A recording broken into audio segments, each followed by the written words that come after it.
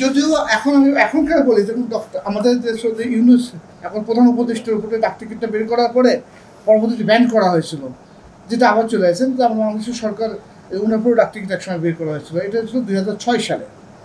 বাংলাদেশের সরকারের প্রথম প্রতিষ্ঠা বার্ষিকী উপলক্ষে 17 এপ্রিল 1972 সালের 3রা বৈশাখ 1379 ফার্স্ট এইটা বের করেছিলেন। এইটা পাশাপাশি এইটা যে দেখেন সৈয়দ নজরুল ইসলাম শিল্প ও প্রাকৃতিক মন্ত্রী গণপ্রজাতন্ত্রী বাংলাদেশ সরকার 17 এপ্রিল 1972 সালের। এই তরফটা ব্রিটিশের রাজ্যের যখন রানী ছিল সম্রাজ্ঞী, তাদের যারা ব্রিটিশের সৈন্যদলের প্রধান যারা তারা এটা ব্যবহার করতো। এইটা সে চিহ্নটা সহ আছে। এটা জগদীশপুর চৌগাছার উপজেলার জগদীশপুর ইউনিয়নের এইহা বিশ্বাস ব্যবহার করতেন। এটা 600 বছরের পূর্বে পিতল দিয়ে তৈরি গড়গড়িয়া খাওয়া হতো পিতলে। এটা হচ্ছে কাঠের, এটা হচ্ছে পাথরের, পাথর দিয়ে তৈরি, পাথরের হুকা কলকে দিয়ে এটা আগুন দিয়ে খাওয়া হতো পাথরের।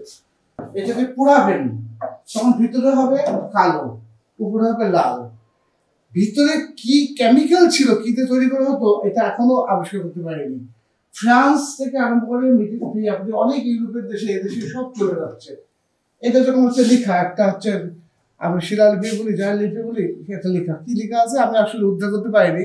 তবে হয়তো কোনো মন্দির বা সে আমাদের কোনো একটা ভালো জায়গায় হয়তো স্থাপিত ছিল লাগানো।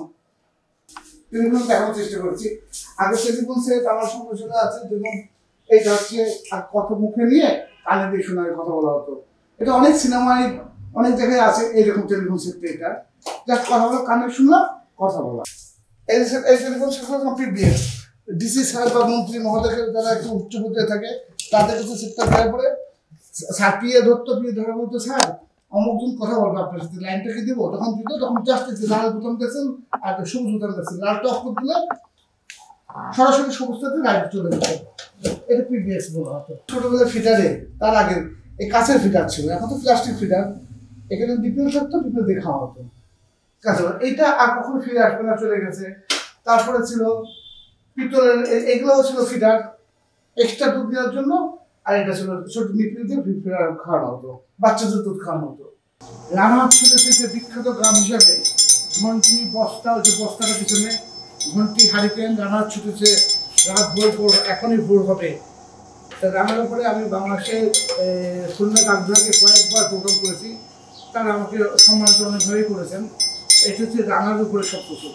এইখানে আগুন দেওয়া হতো আর এর তলে কেরাসিন তেল দিয়ে একটা রিক্সা থাকতো, কপিবাতি। এই কপিবাতিগুলো ছিল বড়, যা পাহাড়ি অঞ্চলে হালকা, এটা এইভাবে নিয়ে চলে যেত এবং হাট বাজারে এই কপিবাতি একটু আলো হয়ে বসতো সেই হিসাবে। এইটা ছিল গুরুত্বপূর্ণ হচ্ছে। আচ্ছা, বাংলাদেশের সকল ডাক টিকিট 1971 সাল থেকে আমাদের 1925 সাল পর্যন্ত এই পর্যন্ত যত ডাক টিকিট রয়েছে আমার সংগ্রহে আছে। এটা হচ্ছে বাংলাদেশ যখন স্বাধীন হলো তখন পাকিস্তানের ডাক টিকিটের উপরে ওভারপ্রিন্ট করে বাংলাদেশ লেখা, প্রত্যেকটা বাংলাদেশ লেখা স্ট্যাম্প দিয়ে তখন এটা বের করা হলো। পাশাপাশি এটা তো সব পাকিস্তানের ডাক টিকিটের ওভারপ্রিন্ট বাংলাদেশ লেখা। এইবারটা প্রথম ব্রিটিশে যে ইংল্যান্ডে বাংলাদেশের স্বাধীনতার আগেই বিমান মল্লিক বলে তিনি নকশা করে ডাক টিকিটগুলো ছেড়েছিল। এর মধ্যে 8টা ডাক টিকিট, এটা যেমন 1 পায়, 2 পায়, 3 পায় এরকম করে করা হয়েছিল 1 টাকা। তখন এসে এই 8টা ডাক টিকিট এসে প্রকাশ হলো বাংলাদেশকে সারা বিশ্বের সম্মুখে জানানোর জন্য এই 8টা ডাক টিকিট ছাড়া হয়েছিল। পরবর্তীতে আমাদের হচ্ছে ডাক টিকিট আসলো শহীদ দিবস উপলক্ষে। এইটা পরবর্তীতে 26শে মার্চ, 16 ডিসেম্বর প্রত্যেকটা ডাক টিকিট পর আমার কাছে সংগ্রহে আছে। সবচেয়ে বাংলাদেশের দামি টিকিটের মধ্যে এই একটা ডাক টিকিট। যখন আমেরিকার সাথে এটা বের করা হলো ডাক টিকিটটা ইউএসএর সাথে, তখন যে অ্যাম্বাসেডার ছিল তখন ম্যাক্সিমাম এই ডাক টিকিটগুলো তিনি কিনে ফেলেন। এই শিটগুলো, এটা হচ্ছে কি আপনি কোনো শিট পারফর্মার শিট আর ইনপারফর্ম শিট, এই ফুটো নাই, দেখবেন এই ডাক টিকিটে ছিদ্র থাকে, ছিদ্রটা নাই। এই ডাক টিকিট সব চলে যায়, উনি নিয়ে চলে যায় ম্যাক্সিমাম কিনে।